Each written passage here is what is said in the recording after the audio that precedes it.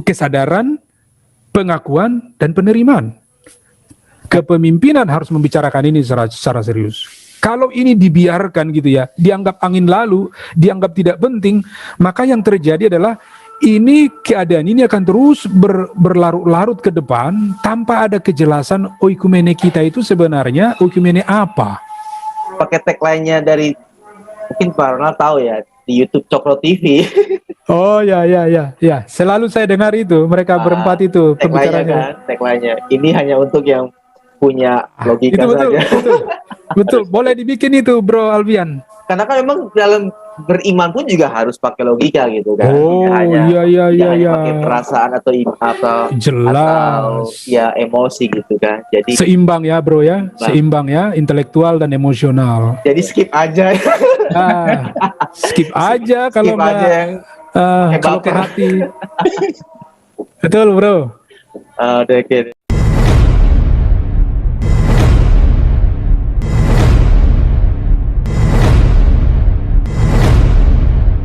Ya, selamat pagi teman-teman. Ya, dan selamat pagi juga Pak Ronald, Pak Prita. Waduh, selamat pagi, sorry. Aduh, ini tadi tanya Ius. Selamat pagi semua, selamat siang. Siang Pak, pagi. Nah, kita langsung kepada poin saja ya, mendingan ya Bang Julius ya. Wih, pakai poin ya. Ya mengenai okumene itu ya. Sederhananya bagaimana tuh Pak? Biar Bang Julius bisa tahu lagi Bang Julius. Boleh. Ya, sebenarnya kan artinya karena Bro Alfian, Pak Pendeta Ronald, Yus bukan tidak berkecimpung di dunia pendidikan teologi, jadi memang bisa dimaklumi. Tapi paling tidak kan secara umum kan kita mengenal istilah oikumene itu kan gitu ya. Orang awam, orang akademisi mengenal istilah oikumene itu kan. Jadi dari dua kata kan, oikos dan menein kan. Jadi oikos itu adalah rumah gitu ya. Jadi lalu manen itu adalah didiami gitu, tempat tinggal gitu, di mana kita berada. Jadi secara global sebenarnya dunia ini adalah oikumene bagi kita, bagi seluruh umat manusia.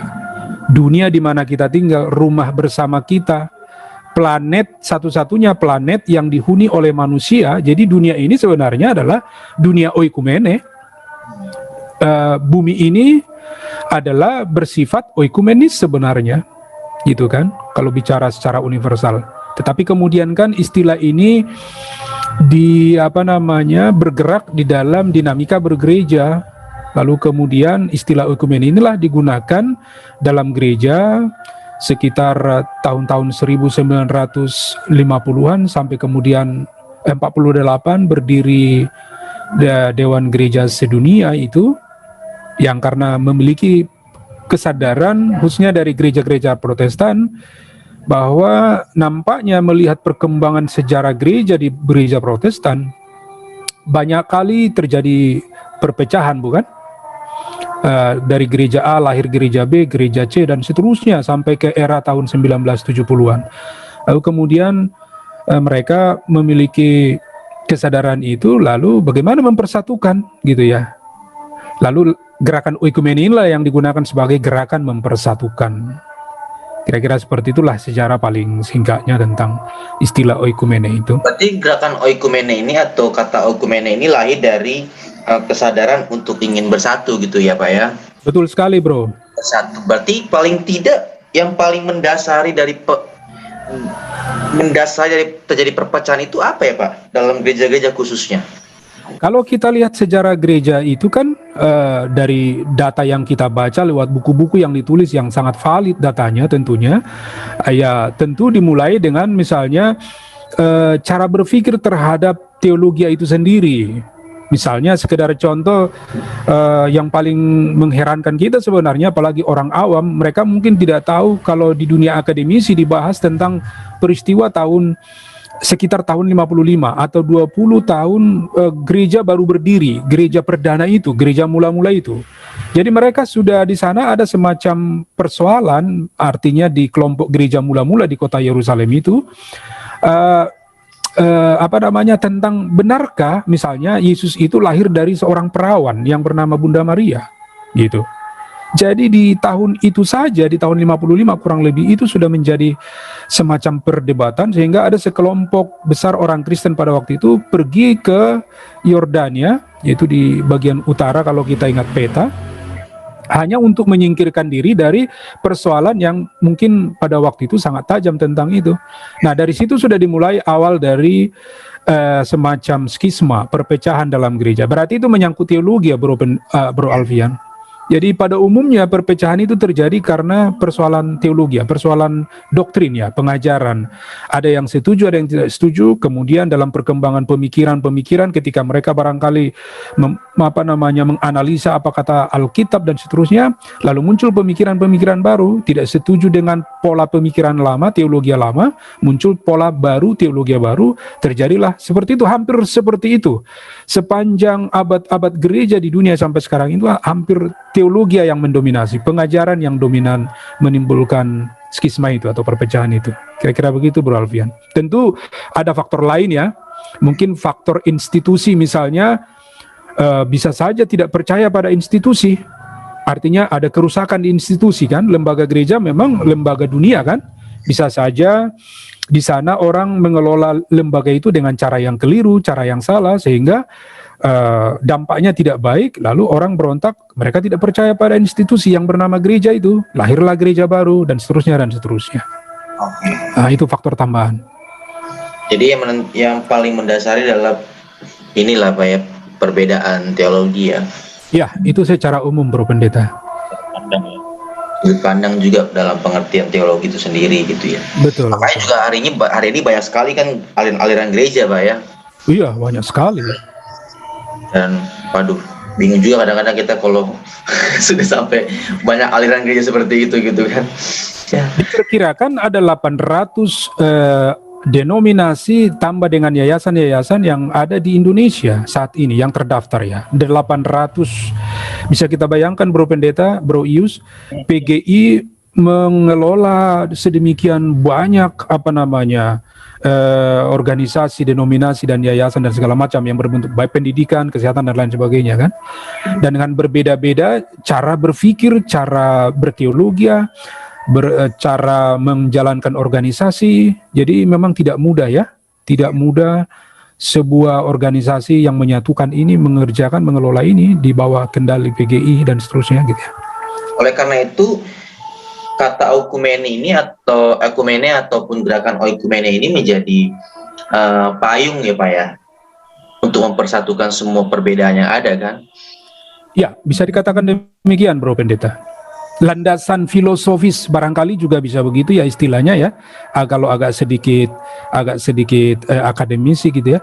Landasan filosofi untuk berusaha mengatasi perbedaan ini dan berusaha membawa pada kesatuan, ya gerakan oikumene namanya.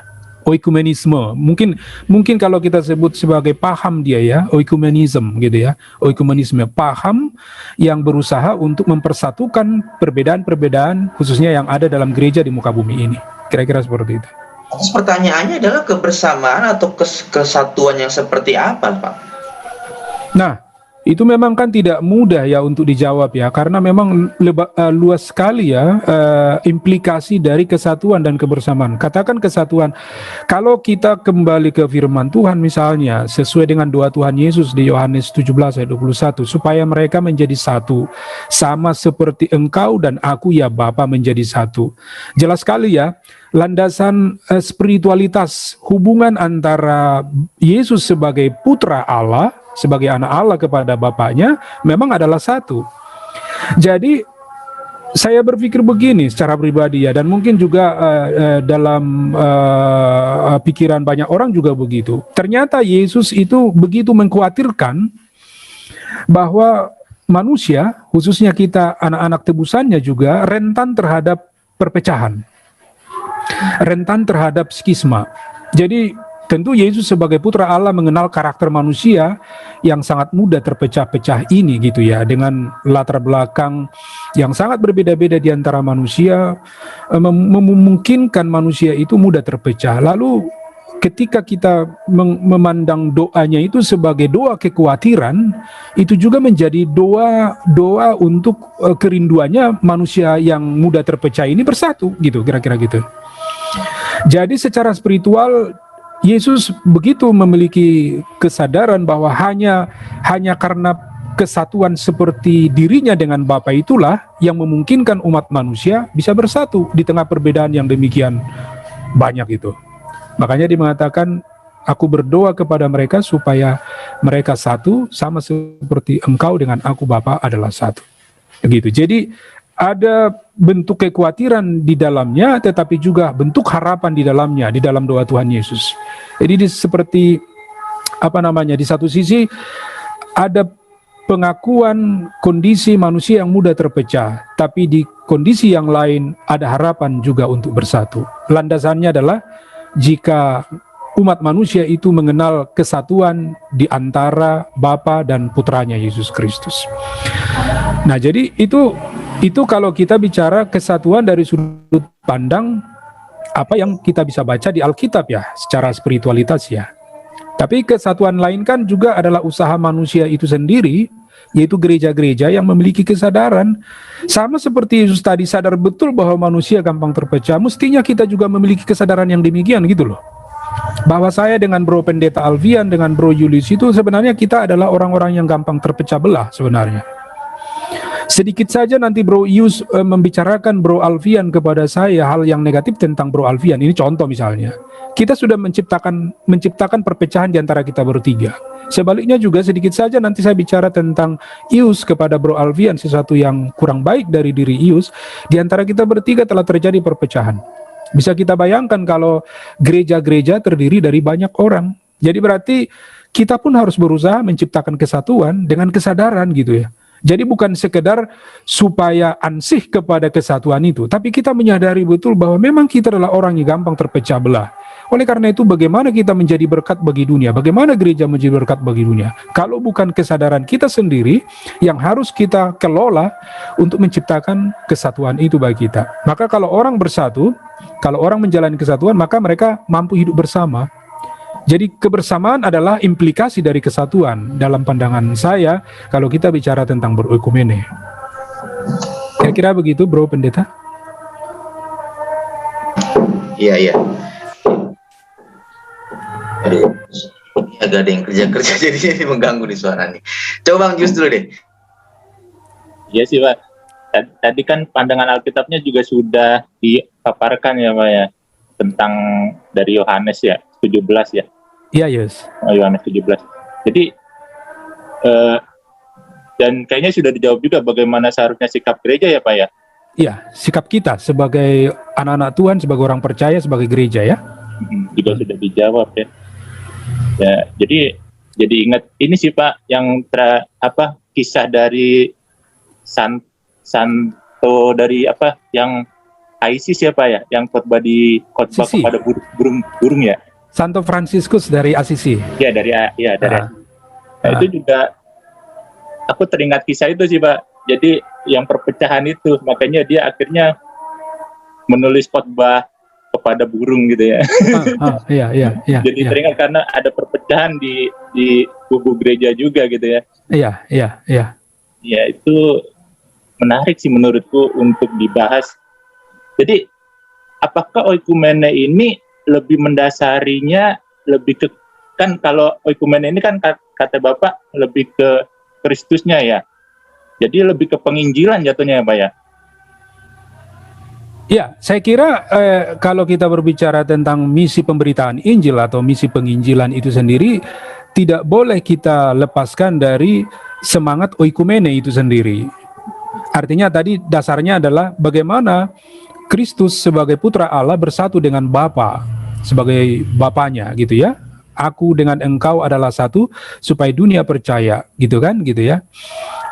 Jadi artinya itu fondasi dalam memberitakan Injil sebenarnya, bahwa tidak boleh pemberitaan Injil itu disampaikan tetapi untuk menimbulkan perpecahan.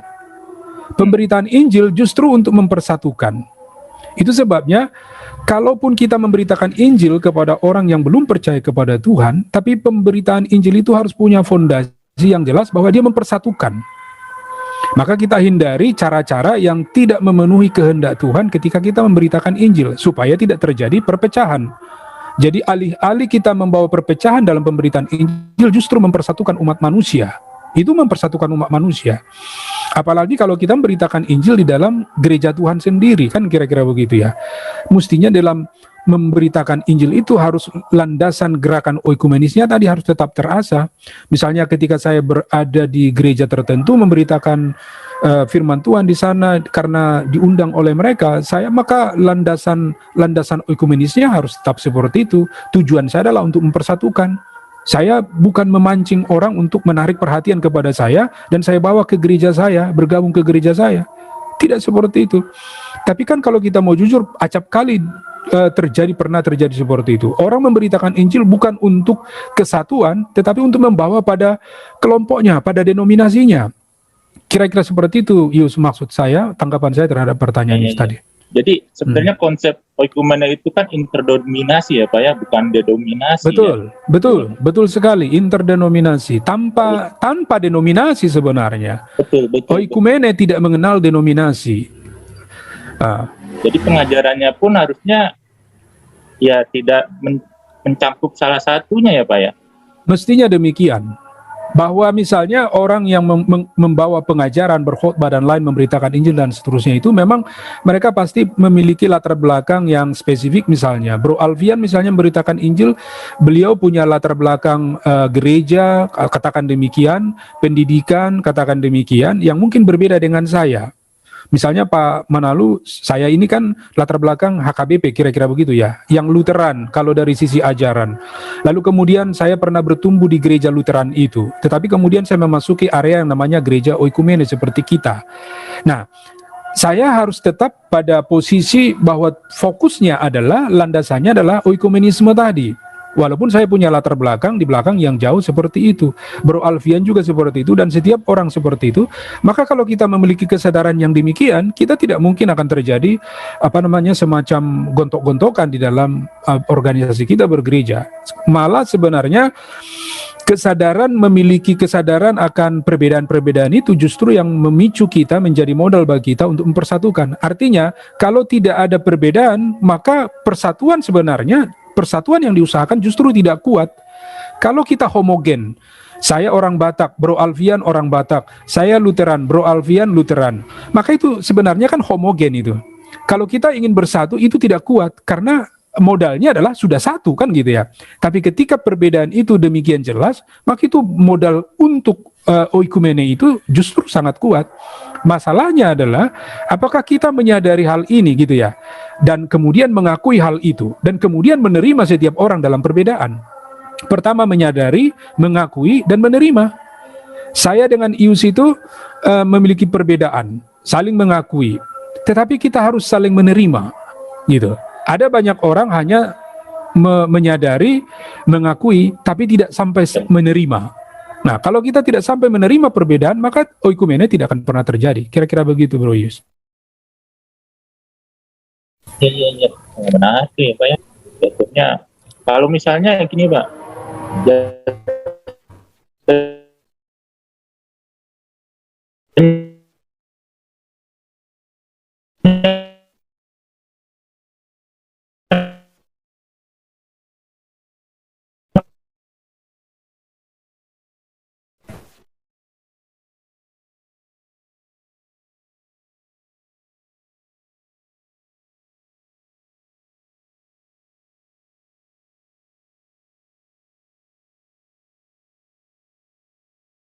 Kesatuan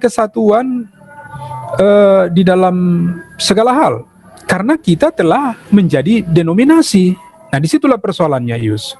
Ketika nama oikumene dicantumkan dalam sebuah nama gereja, maka terjadi semacam perubahan signifikan. Perubahannya adalah maka kata oikumene itu tidak lagi merupakan pembicaraan yang secara meluas, tapi dia menjadi pembicaraan yang spesifik. Pembicaraan spesifiknya di mana? Di GKW. Nah, Kalau kita bicara oikumene adalah kesatuan di dalam rumah, rumah kita bersama, maka analoginya kira-kira seperti ini. Kalau di rumah kita masing-masing, pasti ada aturan yang sangat jelas. Dan aturan itu satu. Tidak mungkin aturan dua, bukan? Aturan yang satu inilah yang dijalankan oleh semua penghuni rumah. Ayah, ibu, anak-anak yang beragam itu. Memang dalam rumah itu ada bilik-bilik, ada kamar-kamar. Ada kamar mandi, ada kamar tidur, ada kamar belajar. Perbedaan itulah kekayaan itu di dalam kesatuan yang namanya rumah dan aturan itu. Tapi jelas landasannya, aturannya itu harus satu. Tidak ada dua aturan, apalagi tiga aturan di dalam satu rumah kan? Walaupun tadi terdiri dari bilik-bilik dan beragam pemikiran dan beragam orang di dalamnya. Jadi itulah persoalan kita sekarang di GKW. Mestinya dengan oikumene ini kita harus bisa merumuskan secara tegas, secara jelas sebenarnya aturan kita yang harus kita taati bersama itu yang seperti mana sih, gitu. Jangan sampai aturan itu berubah, tetapi justru perubahan yang terjadi adalah juga menceraikan kita dari kebersamaan, bukan mempersatukan, malah menceraikan kita. Nah, itulah sekarang persoalan kita kalau kita bicara oikumene dalam lingkup yang bernama Gereja Kristen Oikumene Indonesia. Begitu, kira-kira Yus. Oke. Kalau masuk di dalam gereja memang harus ada aturannya ya Pak ya. Oh betul sekali. Jadi saya tidak boleh berbeda dengan Bro Alfian. Memang Bro Alfian pendeta yang lebih muda dari saya, yang lebih duluan ada di GKW. Tapi aturan terhadap saya dan Bro Alfian itu setara gitu ya. Aturan itu setara dan itulah bicara keadilan. Tapi kalau aturan ke si A, ke si B berbeda, kita tidak bicara keadilan lagi itu ketidakadilan namanya kan. Tidak berdiri sama tinggi, duduk sama rendah lagi itu kan. Nah itu sebabnya kalau kita bicara tentang oikumene dalam GKW, maka saya dengan Bro Alfian itu sama derajatnya. Sama posisinya. Karena kita berdiri di atas aturan.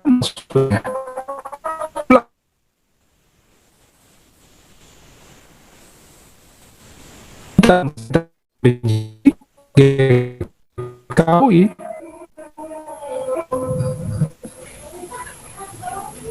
Gimana Alfian? Ada lagi? Iya, ngomong-ngomong tadi. Sinyal. Iya, sinyalnya agak jelek ini, sorry. Aduh.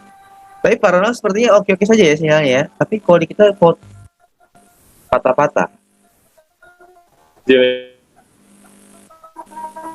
Sinyal Bro Alfianya nih. Oh, sinyal saya ya? Wow. Iya, agak lengket-lengket Bro. Sinyal saya, aduh. Sebentar ya. Merah itu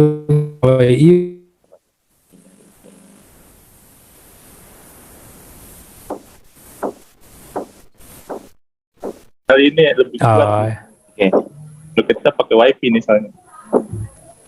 Ini akhirnya saya pindah ke handphone nih, tethering nih. Aduh, akhirnya yang wifi kos-kosan dilepas aja. Wifi kos-kosannya nih. Nah, tadi yang saya bilang kan, makanya kos-kosannya berasa kayak hotel karena ada wifi-nya. Dipakai banyak ini download kayaknya. Makanya jadi patah gitu. Kembali kepada pembicaraan kita tadi, itu intermezzo aja lah. Tadi memang betul si Bang Jus bilang, bahkan juga Pak Ronald sudah mempertegas gitu kan. Memang kalau bicara oikumenism gitu ya, gerakan oikumene ini atau paham oikumene ini tidak lagi bicara denominasi gitu kan, tapi bicara interdenominasi gitu ya. Iya. Tapi persoalannya kan sekarang masuk dalam sebuah gereja, sebuah lembaga yang menggunakan, saya suka sebut label oikumene gitu loh. Oh iya. Kita langsung transparan sekali menggunakan kata atau istilah oikumene untuk satu lembaga, satu gereja itu. GKOI gitu ya, Gereja Kristen Oikumene Indonesia gitu. Maka mau tidak mau tadi sudah mengarah kepada penerapannya gitu kan dalam gereja gitu ya. Ya. Jadi perbedaan-perbedaan itu memang harus pasti ada gitu ya. Tapi bagaimana kita menanggapinya dalam konteks berokumene itu kan yang penting gitu ya Pak ya. Betul. Sehingga tidak lagi oikumene itu hanya kepada semangat menginjil keluar gitu ya. Tapi juga bagaimana oikumene itu benar-benar menjadi nafas dari semua GKOI gitu ya. ya tidak perlu ditutupi lah. Mungkin saya mewakili generasi muda atau anak-anak muda gitu ya. Dan jangan sampai juga ada anak muda yang seterusnya berbicara bahwa GKOI kita terlalu pentakosta, GKOI kita di daerah tersebut terlalu karismatik, GKOI kita di daerah tersebut terlalu HKBP, GKOI kita di daerah tersebut terlalu GPIB. Nah, itu kan yang ternyata yang harus ditanggapi dengan serius dalam konteks beroikumene gitu ya. Nah, pertanyaannya adalah apakah oikumene ini harus dimulai dari seorang pemimpin dulu atau bagaimana tuh, Pak? Iya, Bro Alfian. Jadi itu kita mulai dengan diri kita sendiri secara personal ya, secara personal dulu ya. Misalnya kita bincang-bincang ini bertiga, Bro Ius, Bro Alfian sama saya. Kita pasti punya cara berpikir sendiri tentang oikumene itu seperti apa.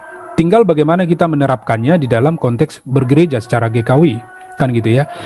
Tapi kan kita tidak bisa mengharap ini secara personal. Kita hanya berharap kepada kita bertiga nih, karena kebetulan saja kita bincang-bincang kan.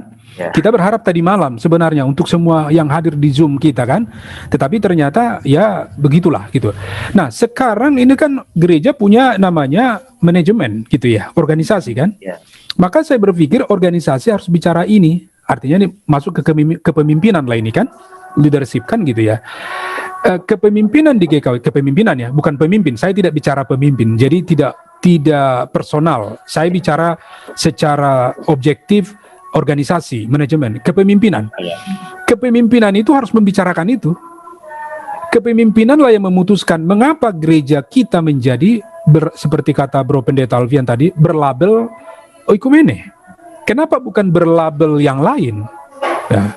Kenapa bukan berlabel kesukuan? Karena memang kita bukan gereja suku. Seperti gereja Toraja, gereja Huria Kristen Batak, gereja Dayak misalnya dan seterusnya. Kenapa kita tidak berlabel mengadopsi nama-nama Ibrani misalnya. Ya.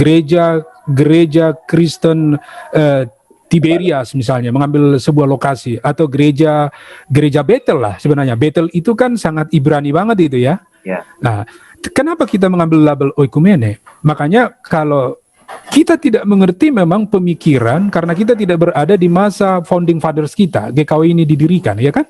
Di tahun 1988. Tapi seingat saya 1984 itu DGI Dewan Gereja Indonesia berubah menjadi nama PGI.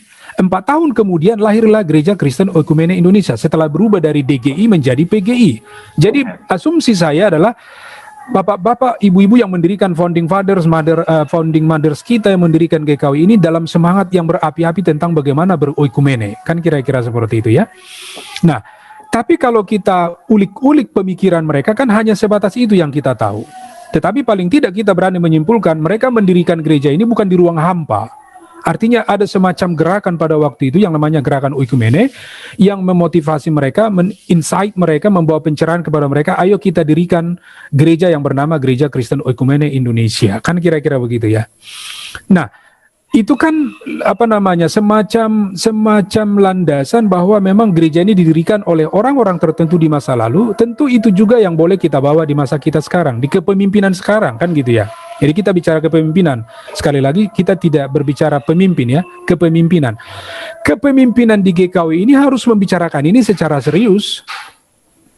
Nah, sebenarnya apa sih warna yang dibawa oleh para pendiri kita di masa lalu itu yang sekarang kita bawa di masa sekarang?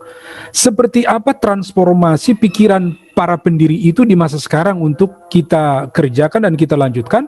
Apalagi munculnya generasi-generasi muda, pendeta-pendeta seperti Bro Alfian, penatua, anggota jemaat, pengurus pemuda, yang sekarang ini mereka pun membutuhkan seperti yang kita bicarakan ini, pemahaman tentang oikumene yang sebenarnya itu dalam ber-GKW ini kan.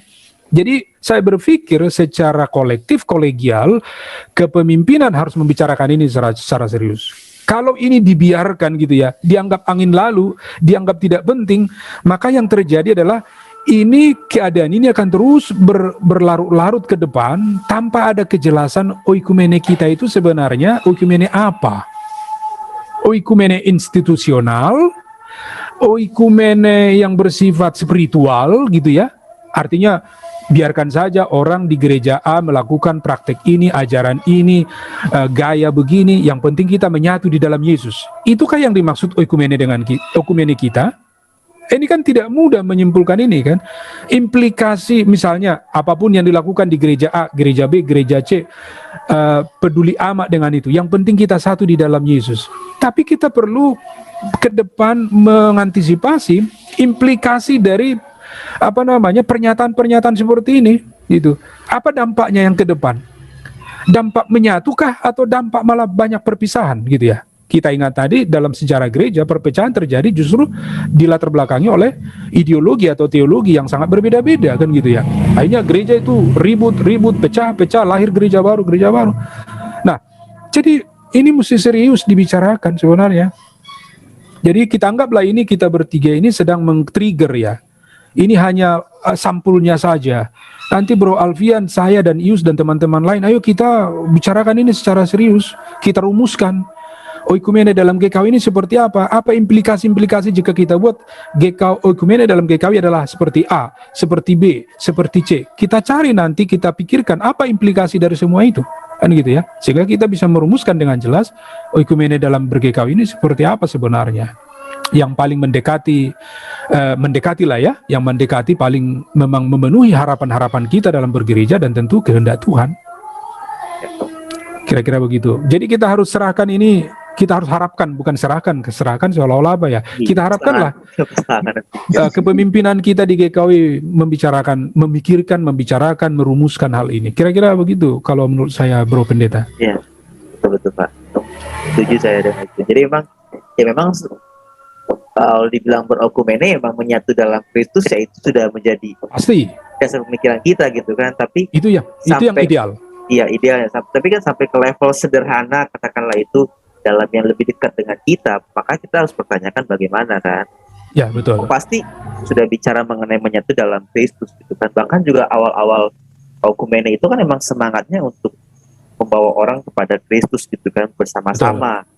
Tapi dalam yang skup lebih kecil, bagaimana okumene itu teraplikasi dengan baik. Betul.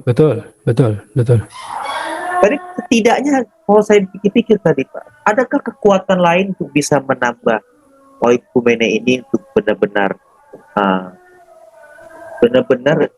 apa ya dalam bahasanya ya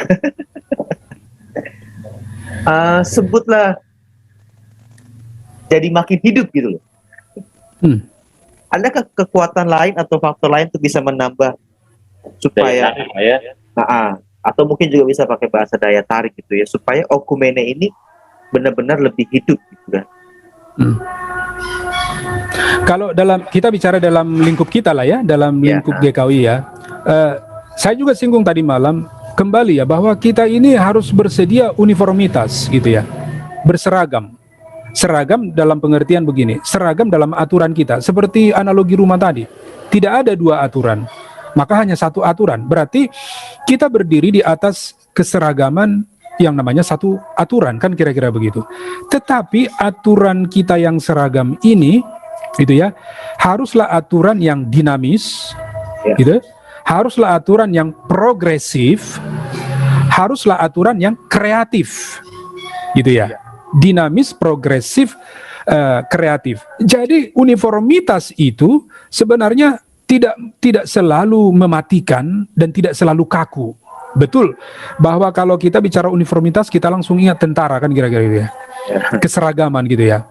Tapi misalnya kalau kita bicara dunia militer, apakah dunia militer yang kaku itu, yang seolah-olah terlihat hanya hitam putih itu selalu kaku dan kemudian tidak terlihat kehidupan? Tidak juga. Kan kira-kira begitu. Maka saya berpikir sebenarnya, makanya kalau di dunia ini kan hanya ada dua organisasi yang paling kuat yang tak pernah tergoncang. Ya apa itu? Satu militer gitu ya, dan satu lagi Vatikan. Oh iya betul. Kan gitu. Vatikan.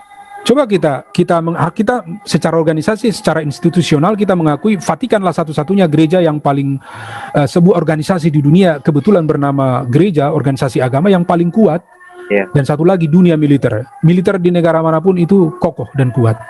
Nah, Artinya kalau kita bicara dalam kerangka oikumene, uniformitas itu, keseragaman itu mutlak dalam hal kita berdiri di atas aturan, itu maksud saya. Tapi di atas aturan ini kan kita bisa dinamis. Dalam aturan itu kita bisa progresif. Dalam aturan itu kita bisa kreatif. Jadi menyemangati oikumene sesuai di pertanyaan Bro Alfian tadi membuat kita bersemangat dalam beroikumene, yaitu dinamikanya, progresivitasnya, ya kreativitasnya. Kira-kira begitu. Aturan kita di rumah adalah misalnya di rumah, menyapu rumah itu hanya pagi hari dan sore hari, ya gitu ya. Tapi waktu menyapu rumah di pagi hari itu bisa saja kita menggunakan sapu yang berbeda, sapu yang terbuat dari ijuk atau sapu yang terbuat mirip ijuk, tetapi ternyata dia adalah terbuat dari plastik misalnya. Tapi dua-duanya telah menyapu, dua-duanya telah memenuhi aturan landasannya satu, tetapi kreativitasnya, progresivitasnya kan berbeda. Nah, barangkali contoh-contoh analogi seperti inilah yang barangkali kita terapkan di dalam usaha kita membawa semangat-semangat beroikumene ini. Kira-kira begitu, Bro Alfian. Ya, gitu. Menarik. Itu kayaknya sudah menjawab juga pertanyaan saya yang kedua nih mengenai bagaimana menyikapi perbedaan lalu masuk ke dalam semangat beroikumene gitu, Pak. Itu keseragaman ya, Pak. Bersedia berseragam lah, Pak, ya istilahnya. Ya. Pertama tadi saya juga sudah sampaikan tadi ketika Ius mempertanyakan itu. Pertama kita menyadari bahwa kita majemuk, bahwa kita berbeda, punya latar belakang yang berbeda. Kemudian mengakui, gitu ya. Pengakuan terhadap perbedaan itu memang saya berbeda dengan Bro Alfian dalam banyak hal pasti. Tapi kemudian yang ketiga yang paling penting, menerima.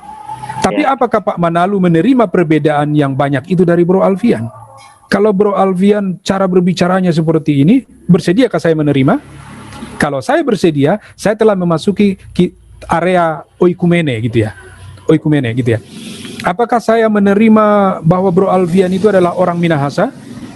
Sampai tahap menerima, saya telah memasuki area beroikumene. Jadi saya kira 3 hal itu saja kita pegang ya. Kesadaran, pengakuan, dan penerimaan. Saya kira 3 hal ini kita coba praktekkan dalam hidup kita masing-masing dimanapun kita berada. Kita beroikumene dengan tetangga kita, beroikumene dengan agama lain, beroikumene apalagi dengan kita sesama satu denominasi yang bernama GKW. Tapi coba kalau kita uji terhadap kita semua masing-masing, saya tidak tanyakan ke Bro Alfian, tapi saya tanyakan pada diri saya gitu. Bro Alfian tanya pada diri Bro Alfian, Ius tanya pada dirinya. Apakah kita betul-betul 3 hal itu tadi kita lakukan dengan usaha yang maksimal? Ya kan? Kesadaran, pengakuan, dan penerimaan. Nah, kalau kita bertiga telah masuk ke dalam maksimal melakukan 3 hal itu, kita adalah embrio untuk menciptakan oikumene di dalam ber-GKW. Ya, kebersamaan itu akan bisa kita kerjakan kalau 3 hal itu bisa kita usahakan maksimal kita kerjakan. Ya. Mantap ini. Sudah menjawab juga daya tarik jadinya tuh. Gimana Yus? Gimana Bang Yus? Daya tarik juga tuh Pak. Kan kebanyakan daya tariknya memang 3 itu Pak. Salah satunya penerimaan secara ya mau nerima gitu. Iya betul. Orang-orang berdatangan karena merasa welcome kan gitu. Ya. Menerima dengan tulus ya, dengan ikhlas ya. Jadi bukan kepura-puraan gitu. Betul. Bukan. Jadi Iya. daya tariknya harusnya itu juga. Iya. Iya. Jadi karakter kita ber-GKW itu welcome gitu ya. Ya. Selamat datang Bro Alfian. Harusnya itu dari saya sebagai pendeta yang lebih duluan dari dia. Jangan gitu ya. Harus orang tua memberi semangat kepada orang muda. Kau harus lebih baik dari sini, lebih hebat dari sini. Harus diberi harapan-harapan yang positif, harapan-harapan yang benar bahwa generasi tua digantikan oleh generasi yang lebih muda. Harus begitu. Itulah beroikumene sebenarnya. Itu. Nah, kalau itu terjadi di kalangan kita GKW, saya kira GKW tidak hanya 12 gereja Pak Bro Alfian, gitu ya. 15 gereja. Pasti akan 150 gereja. Wah, amin. Ya. Jadi apakah kita memiliki karakter hospitality, keramah tamahan, gitu ya? Menerima tadi, welcome tadi kan gitu ya. Ada generasi baru datang, semangati dia, beri dia jubah, kira-kira begitu. Jubah jubah menerima dia, mendorong dia untuk menjadi orang-orang yang dipakai Tuhan di gereja di masa depan. Itu harus sebenarnya terjadi di generasi ke generasi ke generasi ke generasi. Saya pikir GKW akan menjadi berkat dengan cara-cara hospitality seperti itu ya. Keramah tamahan yang tulus itu ya. Itu. Jadi oikumene itu berbicara hospitality juga, keramah tamahan, gitu ya. Itu ya. Jangan salah. Kartu GKO. Iya, bentuk kreativitas juga barangkali itu ya, Bro Alfian ya. Hospitality ya. Itu, Pak. Hospitality. Iya, keramah tamahan gitu ya. Tajam ya Bang Yes ya. harus Bro. Dan aku ingat Pak, jatuhnya kan kita nggak harus boleh sih menumbuhkan saja, tetapi kan juga harus merawat ya Pak. Jatuhnya GKW boleh muncul, tapi kalau dibiarkan saja akan percuma gitu kan, dibiarkan aja nggak dirawat. Nah, GKW itu akan hilang gitu kan. Bisa juga. Kalau cuma nungguin mah gampang kan gitu kan. Betul. Misi ke sini, nanemin ke sini gitu ya. Merawatnya yang susah ya. Merawatnya ternyata yang agak sulit juga ternyata ya. Iya. Saya kira merawat oikumene di dalam kehidupan bergereja memang sebuah usaha dan perjuangan yang tidak mudah ya. Boleh dikatakan memang berat itu, dan tidak sehari semalam kan. Itu sebuah pergulatan yang bertahun-tahun, bahkan seperti yang saya katakan, saya puluhan tahun berada di GKW, tapi harapan untuk terciptanya sebuah pemahaman kebersamaan tentang oikumene dalam GKW itu pun sampai sekarang belum saya temukan gitu ya. Puluhan tahun, bayangkan Bro Ius. Makanya saya selalu bayangkan begini, apa sih yang kami wariskan sebagai generasi yang lebih tua dalam sebuah organisasi gereja kepada generasi yang lebih muda? Nah, kalau kita bicara tentang oikumene dalam GKW, maka saya secara pribadi harus mewariskan nilai-nilai oikumene kepada Bro Pendeta Alfian, Bro Ius. Kalau kita sama dalam pemikiran ini kan, semua orang bersedia mewariskan hal-hal ilahi ini, nilai-nilai ilahi ini kepada generasi muda, maka generasi muda itu akan siap menerima tongkat kepemimpinan berikutnya untuk dipakai Tuhan mengendarai kendaraan yang bernama gereja ini kepada apa yang menjadi tujuan Tuhan. Gereja menjadi berkat, kan kira-kira begitu ya. Membawa sejahtera bagi banyak orang, kan kira-kira begitu ya. Oh, jadi kayak ingat topik yang waktu itu Pak tentang leadership. Nggak boleh dilupakan sejarah gereja gitu ya.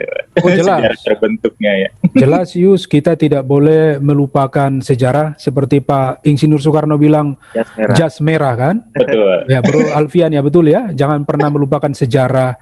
Dan betul itu, kalau bangsa yang melupakan sejarah kehadiran sebuah bangsa, baik para pemimpin mereka di masa lalu, ya kita ini sedang menjalani sebuah perjalanan bersama bernama organisasi gereja, tapi kita kehilangan landasan atau pondasinya. Bagaimana dulu gereja ini dibentuk gitu ya, yang saya sebut tadi dalam semangat oikumene kan, dalam seolah-olah seperti mereka itu pelari maraton membawa obor obor api oikumene, mereka berlari-lari sampai tiba pada kesimpulan ayo kita dirikan GKW, kan kira-kira begitu ya. Nah, kita tidak boleh kehilangan momentum itu dalam pikiran kita, dalam benak kita di generasi sekarang. Itulah artinya kita mengingat sejarah masa lalu. Dan tetapi sekarang kita tidak boleh berada di sejarah masa lalu. Sekarang saya, Bro Alfian, Bro Ius itu berada di dalam momen di mana kita terus menerima obor itu dan tetap mengobarkannya, tetapi dengan kobaran semangat yang tentu berbeda di masa lalu kan gitu ya. Nah, sekarang zaman digital, zaman berjumpa secara virtual, zaman di mana semakin canggih. Nah, kita mau membawa oikumene ini kepada nilai-nilai apa yang kita bawa dari oikumene ini kepada kehidupan kita di zaman digital ini, kepada pemikiran-pemikiran milenial dari Bro Pendeta Alfian dan Ius. Tidak mungkin sama dengan orang yang mendirikan itu di zaman tahun 1988, kan kira-kira begitu ya. Nah, ini juga menyangkut kesadaran kan. Saya itu harus sadar Bro Alfian itu lebih canggih dari saya dalam hal pemikiran, dalam hal inovasi. Kan kira-kira begitu ya. Tapi sebaliknya juga begitu. Bro Alfian itu mengakui bahwa Pendeta Manalo itu lebih dulu lahir dari dia. Artinya secara pemikiran, secara kehidupan, dalam kehidupan orang-orang dewasa, pasti ada kelebihan saya dari Bro Alfian, kan kira-kira seperti itu. Nah ini penting bagi kita, sehingga kita tetap berada di dalam kerangka oikumene tadi. Ya. Jadi kerangka oikumene sebenarnya adalah kerangka pengakuan, kesadaran pengakuan dan penerimaan, lagi-lagi itu, gitu ya. 3 poin itu harus jangan dilupakan 3 poin itu Pak ya. Kesadaran, lalu kemudian pengakuan dan penerimaan ya. Betul Bro Pendeta. Betul. Kesadaran, Betul. pengakuan dan penerimaan. Betul. Ya. Betul. Itu bicara mengenai. Jadi paling tidak dari hampir 1 jam pembicaraan kita tadi ini ya. Nggak terasa ya. Dari Nah, jam ini 11. Memang dunia sekarang cepat, Pak. Saya Tahun lagi 2021 itu begitu memang. lagi membayangkan ini sambil kita minum kopi bertiga di Boleh, Batam, Pak. ketemu Bro Alfian, luar biasa nih, bisa Waduh, 10 di jam Batam kita kita. ngobrol begini. Nampaknya chemistry kita bertiga bisa juga 3 orang chemistry ya gitu ya. Bisa, dong, Pak. Biasanya 2 orang, ini 3 orang nih. Bisa. Karena kalau lagunya zaman dulu tuh ada jangan dua-duaan Pak, nggak boleh. Oh, jangan iya, dua-duaan. iya. Palekat. Nah paling Iya, tidak, iya, iya. ini saya tadi berpikir begini ya. Paling tidak dari pembicaraan kita 1 jam ini, ya nanti mungkin akan diupload juga kan di YouTube gitu kan, yang juga di-share ke rekan-rekan gitu ya.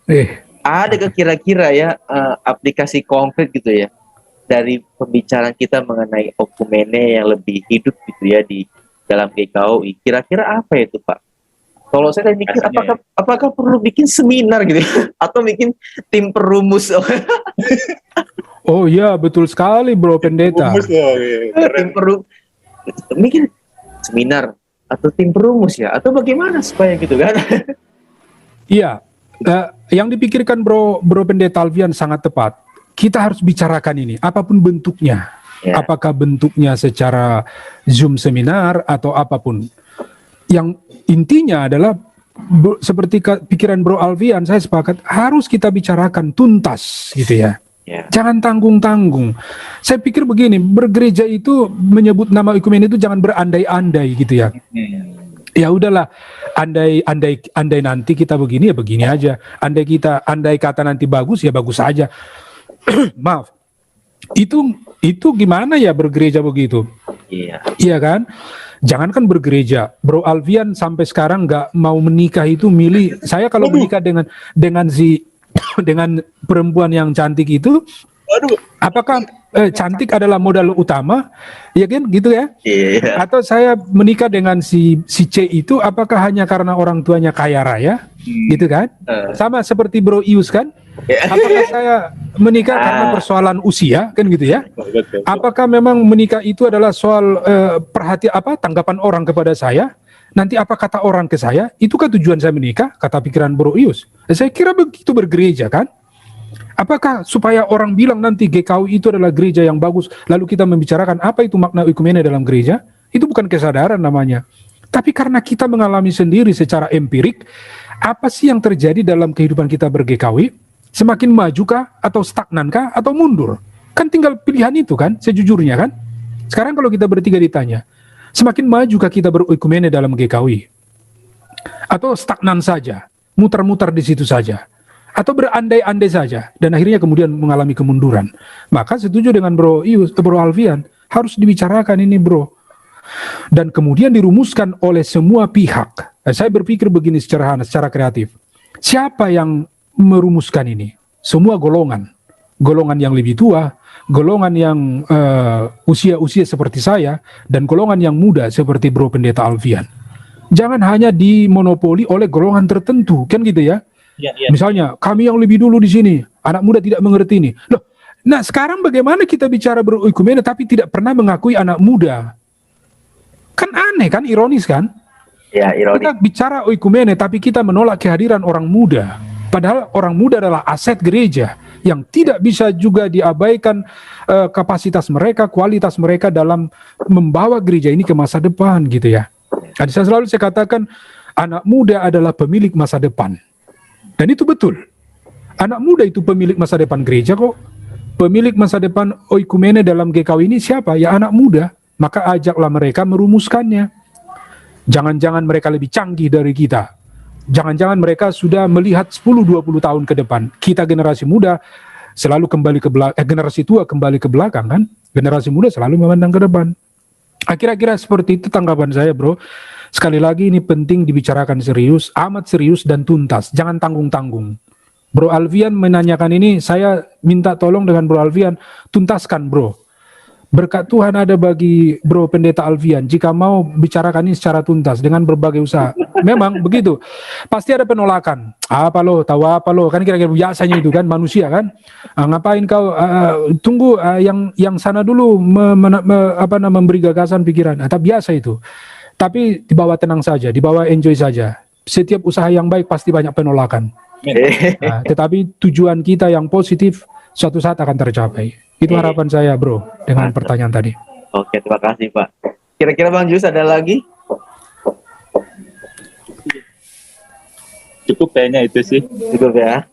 Waduh, terima kasih banyak nih Pak Pendeta Ronald ini sudah menemani bersama dengan podcastnya DPAG Kauil. Saya yang terima kasih nih. Siapakah saya ini diundang secara bertiga kan? Nanti juga akan ada lagi sih yang lain, tapi topiknya lain. Memang kayak gitulah. Bang Julius punya pemandangan jauh soalnya. Mungkin ke depan ngomongin administrasinya kali ya, Pak ya. Administrasi kayaknya agak sulit ya gitu ya. Iya, mestinya praktisi. Apalagi kalau bicara keuangan dan administrasi, langsung orang yang memang sedang mengerjakan itu, dia lebih piawai membicarakan itu, Yus. Itu orang administrasi sepertinya memang. Iya, betul Yus. Jadi mungkin kalau dengan saya, bolehlah yang model-model begini, yang filsafat sedikit, yang teologi gitu ya. Filosofi ya Pak ya. Ya itulah, Yus sudah tahu lah sama Bro Alfian itu. Karena setiap orang kan punya bidang ya. Betul sekali. Oke, terima kasih banyak nih Pak Pendeta Ronald sudah mampir. Saya yang terima kasih banyak ini untuk kalian berdua nih. Dan ya selamat menyaksikan buat teman-teman yang akan nanti nonton ini. Silakan petik yang penting-penting, buang yang kurang penting. Betul. Jadi tolong diedit sebaik-baiknya supaya menjadi berkat bagi kita sehingga tidak ada yang baper-baper nanti yang mendengarkannya. Makanya di sini kalau saya pakai tag lainnya dari mungkin Pak Ronald tahu ya di YouTube Cokro TV. Oh ya. Selalu saya dengar itu mereka berempat itu pembicaranya. Tagline-nya. Ini hanya untuk yang punya logika itu saja. Betul. Boleh dibikin itu, Bro Alfian. Karena kan memang dalam beriman pun juga harus pakai logika gitu kan. Iya. Pakai perasaan atau jelas. Atau ya emosi gitu kan. Jadi seimbang ya, Bro ya. Seimbang ya, intelektual dan emosional. Jadi skip aja. Skip aja kalau kalau ke hati. Betul, Bro. Oke deh. Ya, semoga kita bukan hanya ngobrol-ngobrol virtual, semoga di lain waktu Tuhan kasih kesempatan kita berjumpa secara langsung ya. Untuk saling membangun, saling mendukung. Ya, terima kasih banyak ya Pak Pendeta Ronald. Kita ketemu lagi di waktu. Sama-sama, Bro. Dalam pelayanan keluarga juga. Amin. Sembuh ya Pak. Amin. Salam untuk dua anak tuh Iya. Itu kayak itu jangan tuh yang main gitar sama. Iya. Tetaplah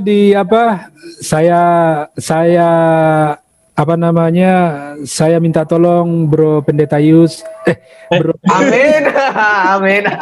Bro Pendeta Alvin, Bro Pendeta Yus, tetap diperhatikan Silando karena pasti dia butuh perhatian, bimbingan dari kakak-kakaknya yang lebih senior, yang lebih dewasa seperti kalian ya dalam banyak hal tentunya. Minta tolonglah diperhatikan dia. Jangan dibiarkan dia berjalan sendiri sesuka hatinya. Bro Alfian, semangat di sana ya, tetap ya. Oh semangat pasti Pak, maju. Ya, saya.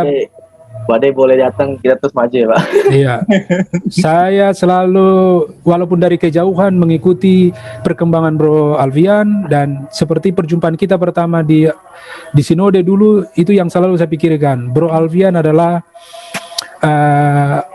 harus menjadi bagian dari pemilik masa depan gereja ini dan pemimpin-pemimpin di masa depan. Amin. Ya. Oke, kalau gitu terima kasih juga Bang Julius. Terima kasih Yus. Host yang luar biasa juga nih. Iya, Terima kasih Iya. sekali lagi Pak Ronald ya.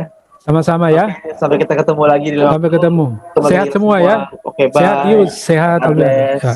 Ya. Oke.